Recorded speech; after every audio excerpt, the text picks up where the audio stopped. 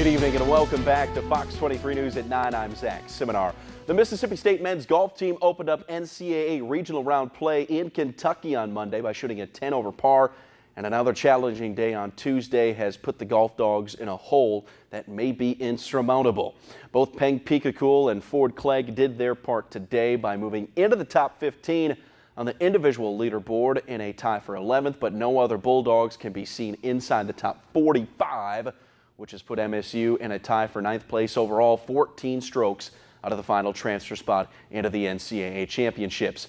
Heading into day 3, which tees off tomorrow morning from Simpsonville, Kentucky.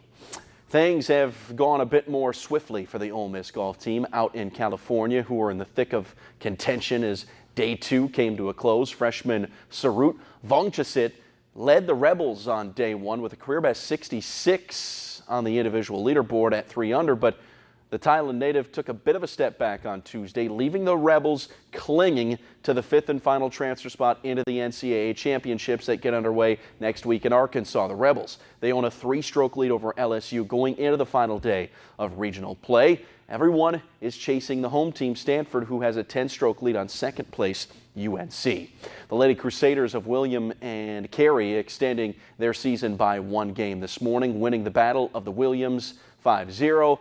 Then their season came to an end with a 2nd loss to the College of Idaho in as many days.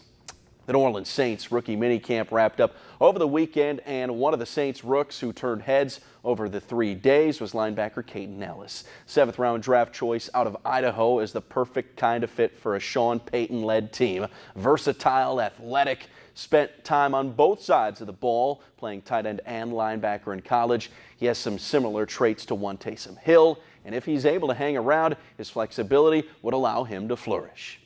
You know, I think I can do a lot for the team. Any team that, you know, you can try to plug me in anywhere, and I'm going to do my very best at whatever you're asking me to do. And I think I have some different skill sets that allow me to play multiple positions, and whatever they ask of me, I'm going to do, and I'm going to do to the best of my ability on special teams and on defense. And I'm going to go out there and I'm just going to fly around. So, yeah, it's just a blessing to be here. Next time we can expect Ellis on the field comes next week. OTAs open up on Tuesday. The 101st PGA Championship gets underway this week from Bethpage Black in New York. The tournament features 156 players, forming the strongest field based on official world golf rankings. This is Tiger Woods' first tournament since he won the Masters in April, and he talked today about preparing for the tournament. Feel rested and ready, and that's going to be the interesting part going forward. How much do I play and how much do I rest? I think I've done a lot of the legwork and the hard work already, trying to find my game over the past year and a half. Now I think it's just maintaining it. I know that I feel better when I'm fresh.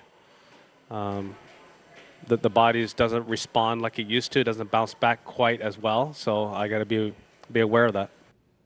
Now it could be a challenge for Tiger, who will have to clear his head of some off-the-course issues he's been dealing with. Woods is being sued after a person died from being overserved at his Florida restaurant.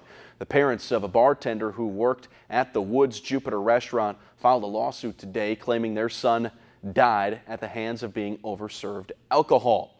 The young man struggled with sobriety. He was served after his shift on December the 10th.